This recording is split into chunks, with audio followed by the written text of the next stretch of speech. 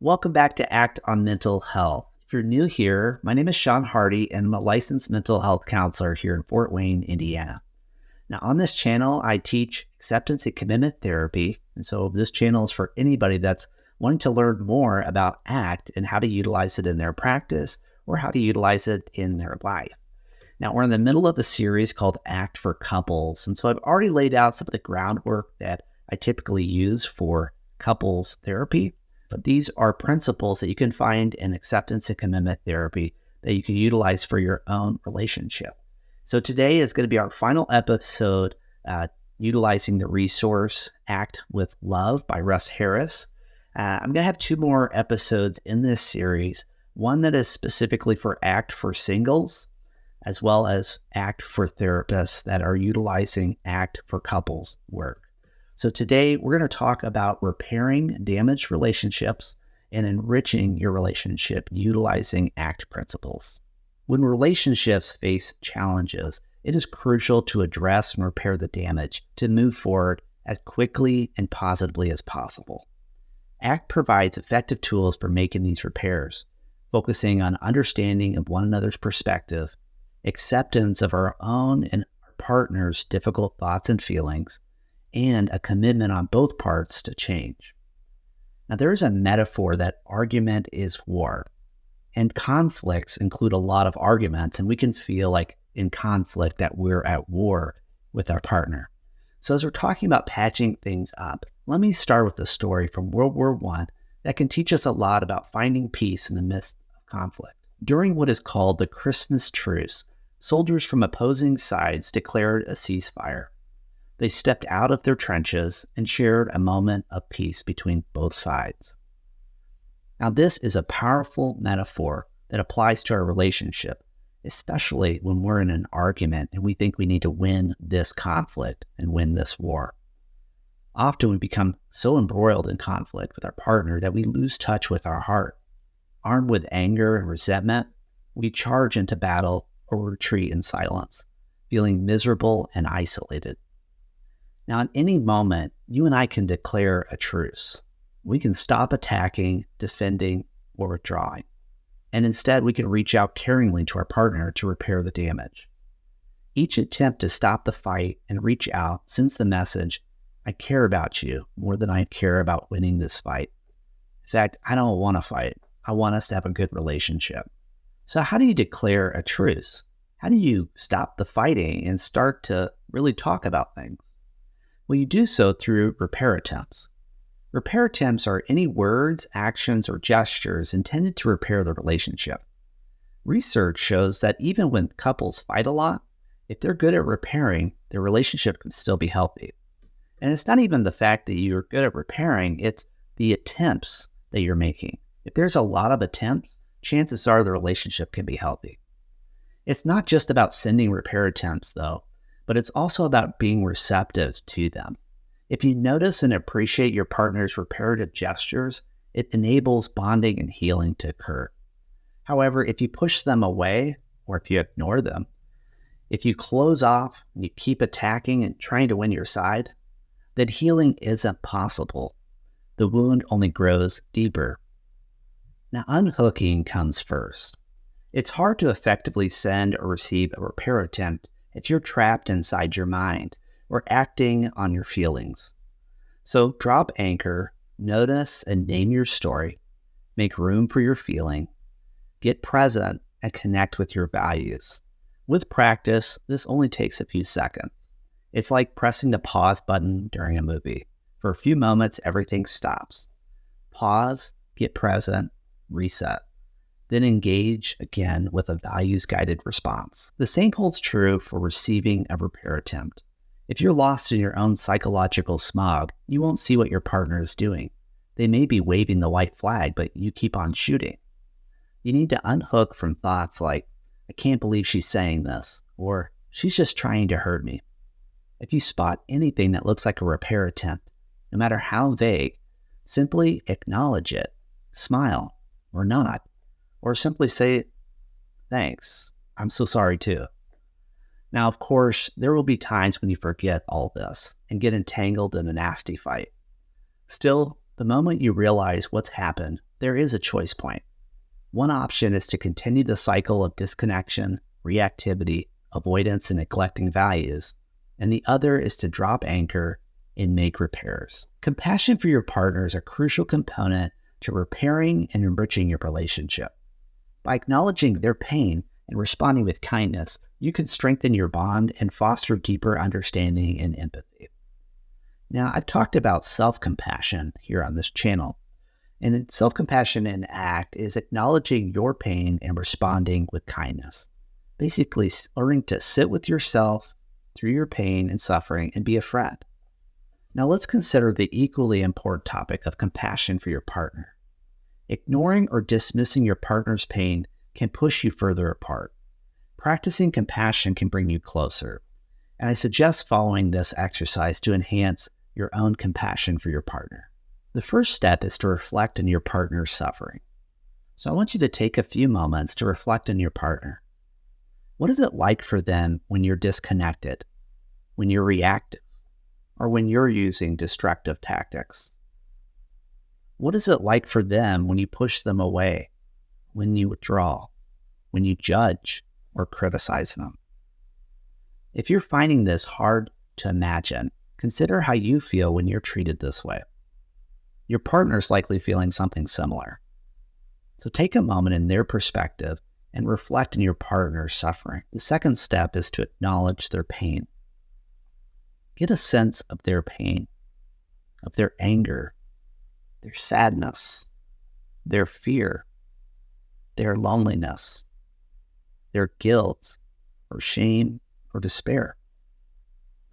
Now, do you wish them to suffer in this way? Remember, just like you, they enter the relationship wanting to love and be loved, to care and be cared for. Just like you, they get hooked by difficult thoughts and feelings and suffer as a result. The third step is to tap into kindness. So imagine your partner in pain, hooked, hurting, and struggling. Picture yourself reaching out to them with genuine kindness and caring. Imagine speaking kind and understanding words that you wish somebody would have told you when you were suffering. Imagine touching them in a comforting way, putting your arm around them, giving them a gentle hug. Or imagine doing a supportive action for them, something to help their load be a little lighter. The fourth step is to express compassion.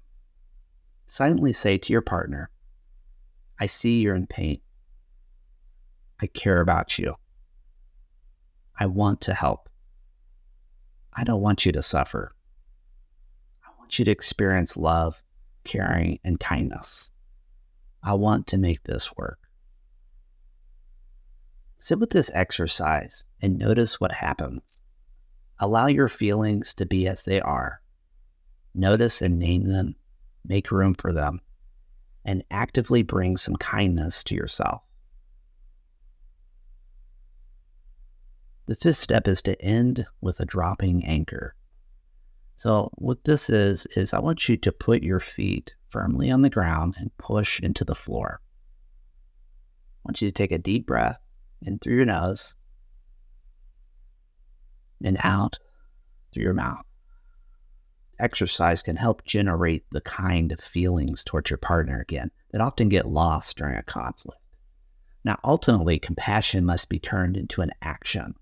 Words and thoughts alone won't improve your relationship, but it can, at least from your side, help you to generate some kindness and compassion to your partner. So translate your compassion into words and actions. What compassionate things can you say and do? Consider words, actions, and gestures that convey, I see you're in pain. I care about you. I'm here for you. Forgiveness is a powerful tool for healing and moving forward in a relationship. It allows both you and your partner to release past hurts and focus on building a positive future together. Resentment comes from the French word ressentir, which means to feel again. When we hold on to resentments, we keep reliving the pain of old hurts, making it impossible to heal. In the words of Alcoholics Anonymous, resentment is like drinking poison and hoping the other person dies. Essentially, holding on to resentment hurts you and not the person who wronged you. The antidote to resentment is forgiveness. Now, this is a hot button word that I have to be careful with when I'm in couples therapy with somebody. Because when we say forgive, it's a loaded term and somebody can think, well, I'm just letting them off the hook or I'm excusing bad behavior. ACT offers a unique perspective on forgiveness that I think is helpful. It means giving yourself back what was there before resentment took over. Essentially, forgiveness is about restoring your peace of mind and contentment, which existed before resentment took hold. It's something you do purely for yourself to improve your own health and well-being. It's not just about your partner and what they did. It's also about you and your health. Now, here's some important points about forgiveness. Forgiveness does not mean forgetting, excusing, pardoning, trivializing, or justifying the harm done. It doesn't require you to say or do anything to the person who hurt you unless you choose to. Forgiveness also involves all of your mindfulness skills. So when painful thoughts and memories arise, you notice them, name them, and then refocus on what you're doing. If you get caught up in resentment, you recognize it and step back. Or in other words, you learn to forgive over and over and over and over again. Now that we've talked about forgiveness, let's practice forgiveness with this simple exercise on how to forgive. First, I want you to acknowledge the effect. Reflect on how blame, judgment, or resentment towards your partner affects you when you relive what they did. Do you feel better or do you feel worse? Just notice the effect. Second, identify unhelpful behaviors. Consider actions that you've taken when you've been hooked by these thoughts and feelings and memories that have worsened your situation. Did you block them? Did you go to the other room for the night and not say goodnight? Think of the unhelpful behaviors that resulted. Third, reflect on the cost. So think about the personal cost of holding on to these negative emotions. Sadness causes you to withdraw. Anxiousness causes you to avoid experiences. And depression just causes you not to do anything that would be productive. So reflect on the costs of these negative emotions. And fourth, choose to unhook. Decide to unhook from blame, judgment, resentment for your own well-being. Do it for yourself. And identify methods that'll help you unhook. So for me, I like to say, here is this thought, or here is this feeling, or I notice I'm having the thought. I notice I'm hearing this story. I notice that I'm feeling. And fifth, practice self-compassion. You're going through a lot.